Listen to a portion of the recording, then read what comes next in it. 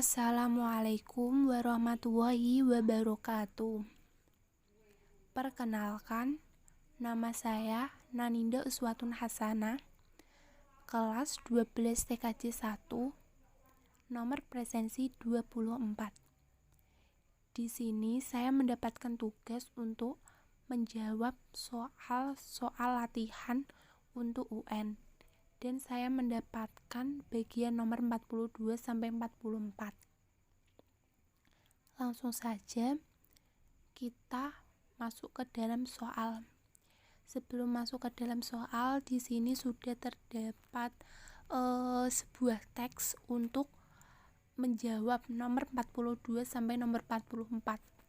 Saya akan membacakan ringkasan sedikitnya tentang teks yang ada di sini.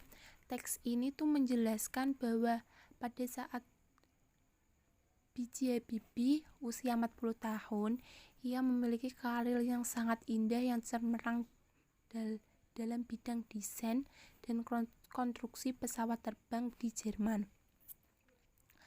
Di Jerman, Habibie mendapatkan gelar atau posisi yang terhormat. B.J. Habibie bekerja di MBB Jerman sekitar 4 tahun, dan B.J. Habibie ingin menyumbangkan berbagai hasil penelitian dan teori iptek di bidang termodinamika, konstruksi, dan aerodinamika. Beberapa teorinya sudah dikenal di dunia pesawat terbang, seperti faktor Habibie, teorema Habibie, dan metode Habibie. Tahun 68, Habibie ingin mengundang sejumlah insinyur dari Indonesia untuk bekerja di industri pesawat di Jerman. Sekitarnya ada 40 insinyur yang akan bekerja di MBB atas rekomendasi Pak Habibie untuk mempersiapkan keterampilan dan pengalaman insinyur di Indonesia. Suatu saat bisa mengembalikan ke Indonesia dan membuat produk industri dirgantara.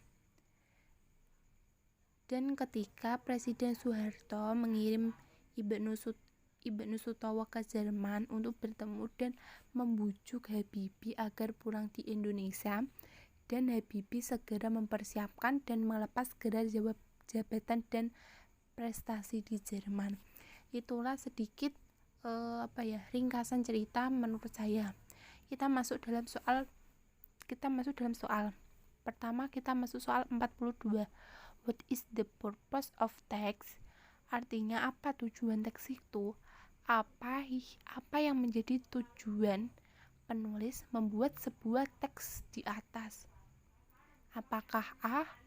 To describe Habibie and his company in Germany, yang artinya untuk menggambarkan Habibie dan perusahaannya di Jerman, atau KB. To explain the father of aircraft in Indonesia, untuk menjelaskan bapak pesawat di Indonesia, atau C. To persuade the readers to come to Germany, untuk membujuk para pembaca agar datang ke Jerman, atau D. To inform about one of the Habibie methods, untuk menginformasikan tentang salah satu metode Habibie. Dan menurut saya jawaban yang tepat adalah A. Untuk menggambarkan Habibie dan perusahaannya di Jerman. Dalam teks tersebut sudah jelas yaitu teks tentang B.J. Habibie. Jadi teks tersebut menggambarkan B.J. Habibie, dan B.J. Habibie menjelaskan perusahaannya yang ada di Jerman gitu. Next ya, kita lanjut ke soal nomor 43.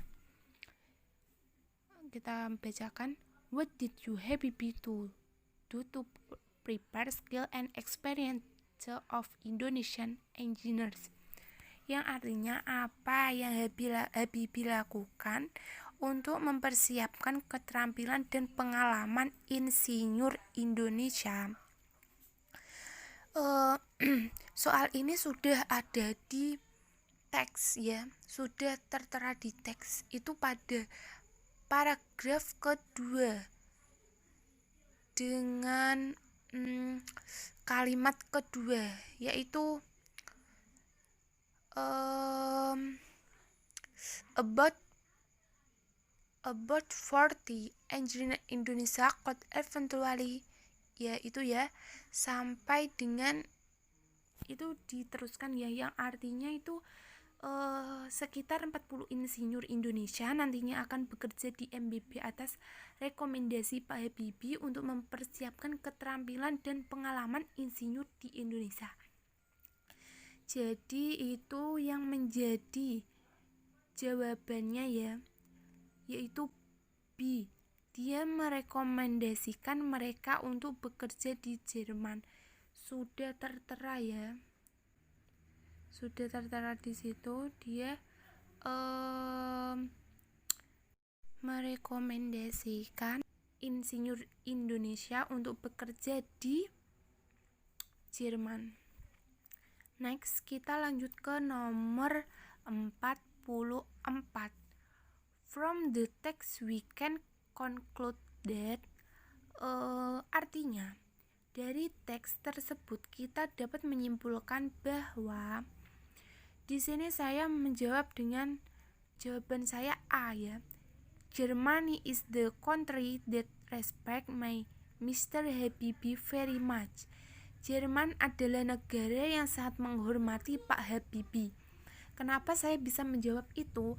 Karena sudah ada di teks di atas pada paragraf pertama dan pada kalimat kedua yang berbunyi Habibie Beckham itu yang pertama sampai terakhir titik ya, yang artinya itu Jerman menjadikan Habibie sebagai permata di tanah Jerman, dan Jerman memberikan posisi yang sangat terhormat baik secara material maupun intelektual oleh Jerman.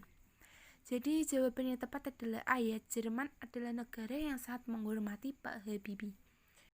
Itulah sedikit penjelasan yang dapat saya sampaikan, dan apabila dalam menjelaskan atau membacakan soal dalam bahasa Inggris saya terdapat kata-kata yang tidak tepat, saya mohon maaf sebesar-besarnya.